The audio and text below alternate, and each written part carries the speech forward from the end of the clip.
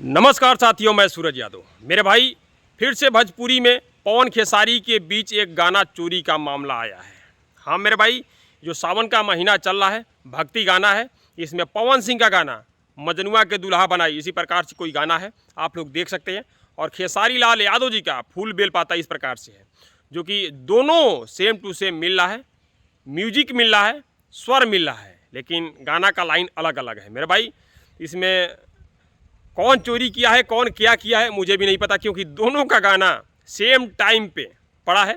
अभी खेसारी लाल यादव जी का जो गाना है वह ट्रेंडिंग में है, वह वेब म्यूजिक के कारण ट्रेंडिंग में है, क्योंकि चैनल कुछ होता है, गाना डालते ही ट्रेंडिंग में पहुंच जाता है। लेकिन पवन सिंह का गाना ज़्यादा चला है, लमसम 8 लाख, और खेसारी लाल यादव जी का 5 लाख प्लस है।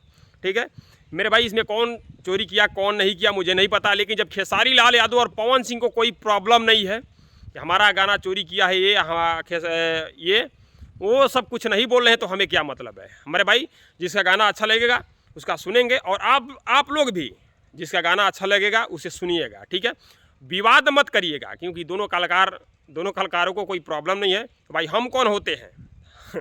वही बात बोले मेरे भाई, दोनों का गाना आप लोग सुनिए, जो अच्छा लगे उसे दम भर सुनिए और शेयर मारिए, और दोनों कलाकारों को प्यार दीजिए। नमस्कार, प्रणाम आप सभी को।